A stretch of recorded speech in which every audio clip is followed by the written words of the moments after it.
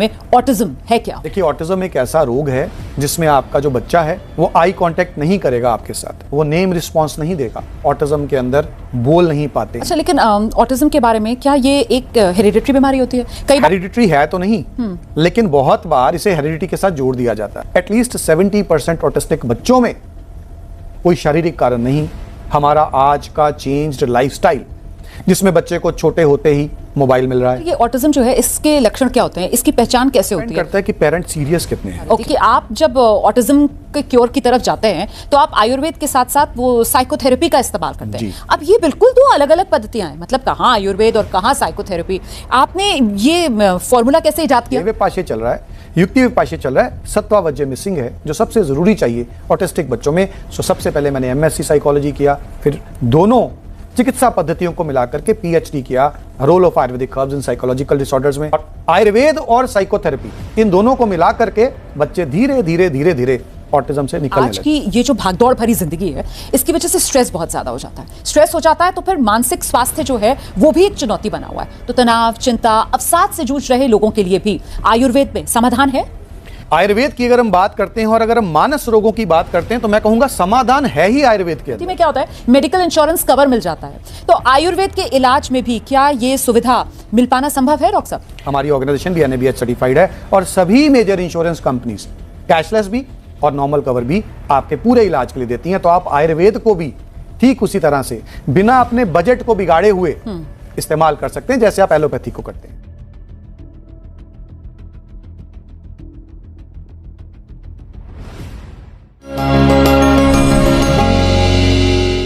नमस्कार, ABP news पर हाजिर हूं मैं रोमाना इसार खान। आपको बहुत स्वागत है इस विशेष कार्यक्रम में जिसका नाम है रिष्ट पुष्ट, स्वस्थ मन से स्वस्थ शरीर की ओर। अप्रैल के महीने में हमने अभी 7 अप्रैल को वर्ल्ड हेल्थ डे के तौर पर मनाया। एक ऐसा दिन जब पूरी दुनिया स्वास्थ्य के महत्व पर चर्चा करती है। तो इस चर्चा को आज और आगे बढ़ाएंगे। बदलते दौर में हेल्थ केवल शरीर तक सीमित नहीं है, फिजिकल के साथ साथ अब मेंटल हेल्थ का महत्व दुनिया समझ रही है और सब मानने लगे हैं कि तन के साथ साथ मन की सेहत को संभालना उतना ही महत्वपूर्ण है। इसी अहम विषय को और गहराई के साथ जानने समझने के लिए हमारे साथ एक ऐसा नाम जिनकी पहचान सिर्फ भारत में ही नहीं बल्कि दुनिया भर में है। Eminent and globally accredited Ayurvedic expert और साइकोथेरेपी के माध्यम से लाखों जीवन संवारने वाले, होप ऑफ मिलियंस कहलाने वाले डॉक्टर नवदीप शर्मा स्टूडियो में इस वक्त हमारे साथ मौजूद हैं। मैं अपने दर्शकों को बता दूं कि आयुर्वेद के क्षेत्र में आपको 2 दशकों से अधिक का अनुभव है। आप ब्रिटिश संसद और अंतर्राष्ट्रीय संस्थाओं से सम्मानित हैं और आपको प्राणाचार्य की उपाधि से भी अलंकृत किया गया है। आप ND care Nirogam private limited के संस्थापक हैं, जिनके 32 से ज्यादा सेंटर्स और 2000 वर्चुअल सेंटर्स दुनिया भर में फैले हुए हैं। बहुत स्वागत है आपका डॉक्टर नवदीप। नमस्कार रोमाना जी। पहला सवाल तो मेरा ये, क्योंकि वर्ल्ड हेल्थ डे के मौके पर हम लोग बात कर रहे हैं, आज का ये दौर जब मेरे ख्याल से हर घर में कोई ना कोई शख्स ऐसा है लाइफस्टाइल डिजीज से जो जूझ रहा है, क्या आयुर्वेदा इस मामले में वरदान साबित हो सकता है? इस मामले में तो रोमाना जी आज पूरा विश्व एक उम्मीद की किरण के साथ आयुर्वेद की ओर देख रहा है। देखिए, आज हम देखते हैं कि वो जो इन्फेक्शियस डिजीजेस का एक दौर था, बैक्टीरियल इन्फेक्शंस, वायरल इन्फेक्शंस, ऐसा नहीं कि वो ख़त्म हो गई हैं, लेकिन वो हैं। लेकिन जो डिजीजेस आज सबको परेशान कर रहे हैं वो है diabetes, obesity, cancer, hypothyroidism, kidneys आप देखिए कितनी यंग एज में आज ख़राब होने लग गई हैं, पार्किंसंस तंग करने लग गया। ये ऐसे रोग हैं जिन रोगों में आज हमारे एलोपैथिक मेडिकल साइंस में कोई बहुत एक्स्ट्राऑर्डिनरी ट्रीटमेंट नहीं है।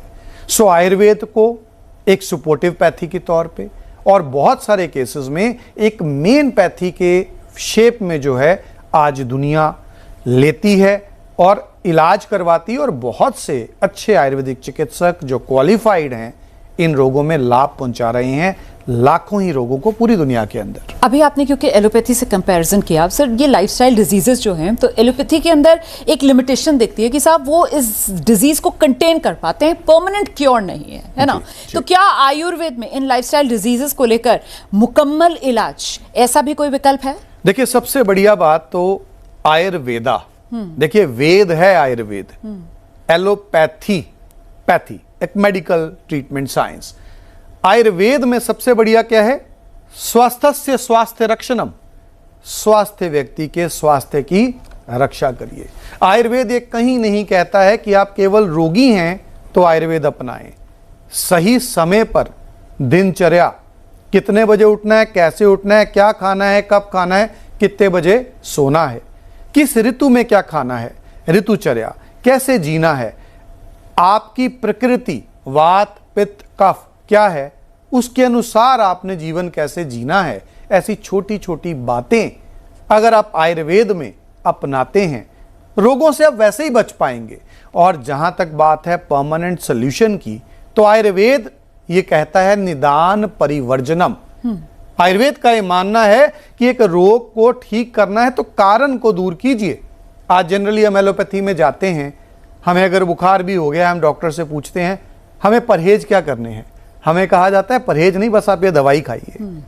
हम पेन के लिए जाते हैं, आर्थराइटिस है, परहेज क्या करने हैं, कोई खास परहेज नहीं, केवल हमें पेन किलर्स खाने हैं। आयुर्वेद कहता है कारण दूर करिए, निदान को दूर करिए। और अगर निदान दूर किए जाते हैं तो आयुर्वेद ये कहता है जो परहेज करता है उसे किसी औषधि की आवश्यकता नहीं है, और जो परहेज नहीं करता है उसे भी किसी औषधि की आवश्यकता नहीं है। क्यों? जिसने परहेज किया वो बीमार होगा ही नहीं, और जिसने परहेज नहीं किया वो ठीक होगा ही नहीं। सो डेफिनेटली आयुर्वेद आपको जड़ से रोगों का खात्मा दे सकता है, बशर्ते आप परहेज जरूर करें। अच्छा, हमने लाइफस्टाइल डिजीजेस की तो बात की, लेकिन आज की ये जो भागदौड़ भरी जिंदगी है, इसकी वजह से स्ट्रेस बहुत ज्यादा हो जाता है। स्ट्रेस हो जाता है तो फिर मानसिक स्वास्थ्य जो है वो भी एक चुनौती बना हुआ है। तो तनाव, चिंता, अवसाद से जूझ रहे लोगों के लिए भी आयुर्वेद में समाधान है। आयुर्वेद की अगर हम बात करते हैं और अगर हम मानस रोगों की बात करते हैं तो मैं कहूंगा समाधान है ही आयुर्वेद के अंदर। और उसका कारण क्या है? आज अगर हम एलोपैथी की तरफ जाते हैं, विद ड्यू रिस्पेक्ट, बहुत अच्छे डॉक्टर्स हैं वहाँ पर, और चाहे वो डिप्रेशन है, चाहे वो ओसीडी है, चाहे वो बाइपोलर डिसऑर्डर है, सिजोफ्रेनिया है, बहुत बढ़िया लाभ दे रहे हैं। लेकिन क्या एक स्टेज पर जाकर दवाइयाँ बंद हो रही हैं? बहुत से केसेस में हम देखते हैं दवा शुरू हो जाती है, दवा चलती ही जाती है, लाइफ लॉन्ग होती है। बिल्कुल। बहुत कम है कि रोग से खत्म हो पाए। सो आयुर्वेद में अगर आप आयुर्वेद का रुख करते हैं ऐसे किसी भी मानसिक रोग के लिए, कृपया ध्यान रखिए, मिरेकल्स एक्सपेक्ट मत करिए। आज बहुत से क्वैक्स मिरेकल्स के नाम पर आपके बाइपोलर डिजीज के अंदर आपकी सारी मेडिसिन बंद करवा देंगे। एलोपैथी में क्या होगा? मैनिक फेज आ जाएगी। सिजोफ्रेनिया में मेडिसिन बंद करवा देंगे, all of a sudden attacks आने शुरू हो जाएंगे सिजोफ्रेनिया। मतलब एलोपैथी वाली दवाइयां जो आपकी चल रही होती हैं उसको बंद अगर करवा देते हैं, और हमें वो नहीं करनी है। आयुर्वेद से शुरू में हमें सहारा लेना है। आयुर्वेद से शुरू में हमें जीवन शैली में परिवर्तन करना है। पंचकर्मा में शिरोधारा, शिरोबस्ती, मेडिटेशन, ये सहारा लेकर के धीरे धीरे अपने साइकेट्रिस्ट की मदद के साथ ही हमें उन एलोपैथिक दवाइयों से पार आना है। सो आयुर्वेद एक उम्मीद है। आयुर्वेद जड़ से आपके मानसिक रोगों को खत्म कर सकता है। लेकिन ना एलोपैथी को दुश्मन मानना है, ना आयुर्वेद को दुश्मन मानना है। रेल की पटरियों के बीच में बहुत सी जगह है, हमें इस पार या उस पार नहीं होना है। हमें बीच का मिला जुला होलिस्टिक अप्रोच अपनाना है ताकि हम एक रोग को हरा पाएं। अच्छा नवदीप जी, मैं आपके बारे में जब रिसर्च कर रही थी तो देखिए हम क्या सुनते आए हैं कि स्वस्थ शरीर होगा तो मन अपने आप में स्वस्थ रहेगा, लेकिन आपका जो फलसफा है वो इससे बिल्कुल ऑपोजिट है। आप ये कहते हैं कि स्वस्थ मन से स्वस्थ शरीर की ओर। तो ये नई फिलॉसफी आप क्यों लेकर आए? ये फिलॉसफी सबसे जरूरी फिलॉसफी है आज की डेट में समाना जी। उसका कारण ये है कि आज की जिंदगी में दवाइयां खा खा के, बड़े हॉस्पिटल्स में जाकर के एक व्यक्ति अपनी आधी ठीक होने की उम्मीद वैसे ही खो देता है।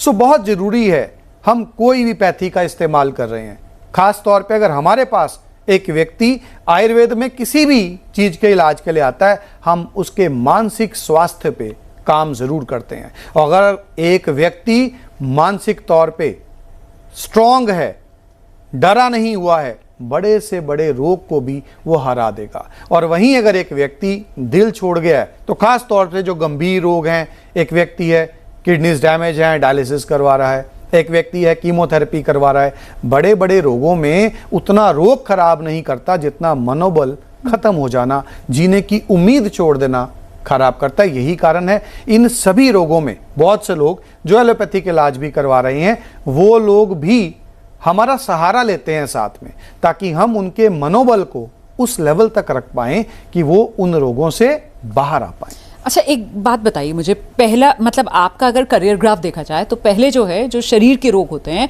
उनके आप इलाज पर ज़्यादा आपका फोकस था, लेकिन अब ये शिफ्ट दिखता है, मानसिक रोगों पर आपका खास फोकस रहता है।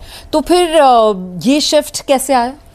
ये शिफ्ट आना बहुत ज़रूरी था। हाँ। ये समय की मांग बन गया था। हाँ। जब मैंने स्टार्ट किया अपना करियर, किडनी डिजीजेज, हेपेटाइटिस, ऐसी बीमारियों में मैं लोगों को ज्ञान दिया करता था कि आयुर्वेद में क्या किया जा सकता है। मैं कहीं भी क्लेम नहीं किया करता था। मेरे बहुत से ऐसे वीडियोस थे जो वायरल होते थे, लोग उन्हें सुनते थे। धीरे धीरे मैंने देखा कि लोगों ने क्लेम करना शुरू कर दिया। ऐसे बहुत से लोग जो ठीक रह सकते थे डायलिसिस करवाते हुए भी केवल इसलिए खराब हो गए कि किसी ने गारंटी उठा ली कि हम आपके डायलिसिस बंद करवा देंगे। मुझे लगा नहीं, ये सब कुछ गलत तरफ जा रहा है। सो मैंने धीरे धीरे करके ऐसे कोई भी रोग, जिन रोगों में क्लेम नहीं करना चाहिए, जिन्हें आयुर्वेद को एक सहारा बनना चाहिए एलोपैथी का, और मिल करके रोगी को उससे उबारना चाहिए, उसका इलाज घटा करके मानसिक स्वास्थ्य की तरफ ध्यान देना शुरू किया।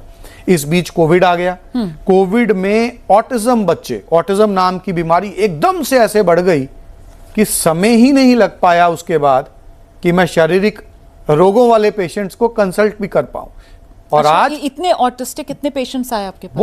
बहुत से हाँ। मतलब कोविड तो समाना जी एक ऐसा दौर था जिसमें आगे क्या था, मैं जब ऑटिस्टिक बच्चों को कंसल्ट करने के लिए जाता था तो डेवलप्ड कंट्रीज जो हैं हम जिन्हें कहते हैं, जैसे यूएस, कनाडा, यूके, वहाँ बच्चे अधिक ऑटिस्टिक हुआ करते थे। कोविड के बाद से तो हमारे भारत में भी इतना अधिक इंस्टेंस बढ़ गया ऑटिज्म का कि आज अगर हम डाटा की बात करें, 1 out of every 68 children is autistic child। लेकिन आप ये आंकड़ा दे रहे हैं डॉक्टर साहब, पर एक हकीकत ये भी है कि अभी भी लोगों में बहुत ज़्यादा अवेयरनेस, जागरूकता है नहीं। तो मुझे लगता है पहले आपको दर्शकों को बताना चाहिए इस बीमारी के बारे में, ऑटिज्म है क्या?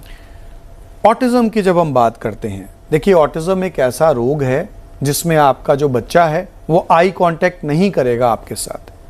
बहुत बार आप नाम से पुकार रहे हैं, वो नेम रिस्पॉन्स नहीं देगा। बहुत से बच्चे ऑटिज्म के अंदर बोल नहीं पाते हैं, अगर बोलें भी तो पापा, मम्मा, कुछ सिंपल वर्ड्स या नीड बेस्ड स्पीच के अलावा अधिक बात नहीं करते हैं। और इनमें से बहुत से बच्चे हाइपर एक्टिव होते हैं, एग्रेसिव होते हैं, एक जगह टिकते नहीं हैं, कंसंट्रेशन स्पैन बहुत कम होता है। तो अगर ऐसे कोई भी लक्षण बच्चे में हैं, समय रहते बहुत से टेस्ट हैं साइकोलॉजी के अंदर, जैसे ईसा एक टेस्ट है, चेक करवाया जा सकता है कि कहीं बच्चा ऑटिस्टिक तो नहीं है। जी। अच्छा, लेकिन ऑटिज्म के बारे में क्या ये एक हेरिडिटरी बीमारी होती है? कई बार तो ये भी देखा गया है कि माँ बाप और उनके 2 बच्चे, एक बच्चा ऑटिस्टिक है, दूसरा बच्चा ऑटिस्टिक नहीं है, नॉर्मल है वो। सबसे बड़ी बात हमें ये ध्यान रखनी है, हेरिडिटरी है तो नहीं, लेकिन बहुत बार इसे हेरिडिटी के साथ जोड़ दिया जाता है। वो कैसे? टेस्ट करवाए जाते हैं बहुत सारे। डॉक्टर्स जब बात करते हैं पेरेंट्स उनके साथ, सबसे दुख की बात क्या है कि आज कोई भी एक मेडिकल साइंस एलोपैथी के अंदर नहीं है जो पर्टिकुलर ऑटिज्म को देख रही हो। तो ऑटिस्टिक पेरेंट्स क्या करते हैं, या न्यूरोलॉजिस्ट के पास चले जाते हैं, या साइकेट्रिस्ट के पास चले जाते हैं, पीडियाट्रिशियन के पास चले जाते हैं। ये सारे ही लोग बहुत अच्छे डॉक्टर्स हैं, लेकिन इन पर्टिकुलरली अगर हम देखें कि कोई पर्टिकुलर ऑटिज्म कोई डील कर रहा है तो ऐसा नहीं है। तो हर डॉक्टर इनमें से अपनी समझ के अनुसार कारण बताते हैं ऑटिज्म के। न्यूरोलॉजिस्ट के पास जाएंगे तो एमआरआई करवाने को बोल देंगे, अलग तरह का कारण बताएंगे। पीडियाट्रिशियन हो सकता है जेनेटिक एसे करवाने के लिए बोल दें। लेकिन जो मैंने अपने एक्सपीरियंस से देखा, एटलीस्ट 70% ऑटिस्टिक बच्चों में कोई शारीरिक कारण नहीं, हमारा आज का चेंज्ड लाइफस्टाइल, जिसमें बच्चे को छोटे होते ही मोबाइल मिल रहा है, बहुत अधिक समय के लिए वो टीवी के सामने बैठा है, फैमिलीज न्यूक्लियर हो गई हैं, वो दादा दादी, नाना नानी, चाचा चाची, जो डांट दिया करते थे, बच्चे के साथ खेला करते थे, सारा सारा दिन बच्चे से बातें किया करते थे, कहीं ना कहीं खो गया है। सो वो लाइफस्टाइल चेंज होने के कारण आज बहुत से बच्चे ऑटिज्म की इस बीमारी से जूझ रहे हैं। मेडिकल रीजंस नहीं है, साइकोलॉजिकल रीजंस हैं। सर, ये ऑटिज्म जो है, इसके लक्षण क्या होते हैं? इसकी पहचान कैसे होती है? क्या बिल्कुल छोटे से बच्चे में इसकी पहचान हो सकती है, या फिर वो जो स्कूल गोइंग एज होती है कि जब बच्चा प्ले स्कूल जाता है, जब बाहर वालों के संपर्क में आता है? क्योंकि घर में बच्चा है, घर वालों को तो बच्चा उन्हीं की आंखों के सामने पल रहा है, वो समझ नहीं पाते हैं। जब वो बाहर निकलता है, प्ले स्कूल जा रहा है या वो नॉर्मल स्कूल में एडमिशन लेता है, तब ये बीमारी पकड़ में आती है। ऐसा होता है? ये डिपेंड करता है कि पेरेंट सीरियस कितने हैं। ओके। अब एक्सेप्टेंस सबसे बड़ी चीज है ऑटिज्म के अंदर। बहुत बार पेरेंट्स ये मानना ही नहीं चाहते कि उनके बच्चे को किसी सहायता की जरूरत है। अक्सर ऑटिस्टिक बच्चों के अंदर 1 साल से लेकर 3 साल के अंदर ऐसे बहुत से लक्षण माँ बाप को देखने को मिलते हैं जिनसे वो जान पाते हैं कि हमारा बच्चा नॉर्मल नहीं है। आंखें नहीं मिला रहा वो आपके साथ, जवाब नहीं दे रहा आपके बुलाने के ऊपर, टिक नहीं रहा एक जगह पे, इधर दौड़ रहा है उधर दौड़ रहा है। बहुत बार आपको लगता है उसको समझदारी नहीं है उतनी, बोल नहीं रहा है।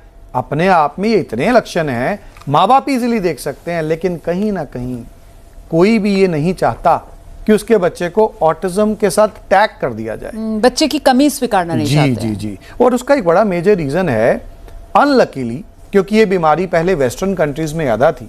सो कहीं ना कहीं पे आज गूगल कर लीजिए, आप कहीं भी देख लीजिए, वहां कह दिया जाता है कि आज अगर आपको ऑटिज्म हो गया है, ये कंडीशन लाइफ लॉन्ग रहेगी, इस बच्चे को केवल आपको सपोर्ट देनी है, ये बच्चा ऑटिज्म से बाहर नहीं आ पाएगा। और आयुर्वेद क्या कहता है? देखिए, आयुर्वेद में हम जब बात करते हैं उन्माद की, तो उन्माद एक ऐसा रोग है जिसको हम कोरिलेट कर सकते हैं ऑटिज्म से। लेकिन आयुर्वेद में भी मैंने ये देखा, इन पर्टिकुलर ऑटिज्म का जिक्र नहीं था। यही कारण बना आयुर्वेद के साथ मैंने साइकोथेरेपी स्टडी की। हाँ, ये इस पर मैं आना चाह रही थी कि आप जब ऑटिज्म के क्योर की तरफ जाते हैं तो आप आयुर्वेद के साथ साथ वो साइकोथेरेपी का इस्तेमाल करते हैं। अब ये बिल्कुल 2 अलग अलग पद्धतियां हैं, मतलब कहाँ आयुर्वेद और कहाँ साइकोथेरेपी। आपने ये फॉर्मूला कैसे इजाद किया? ये फॉर्मूले का जो बेस है जी, वो आयुर्वेद में ही है। हाँ। हमारा आयुर्वेद बहुत प्यारा है।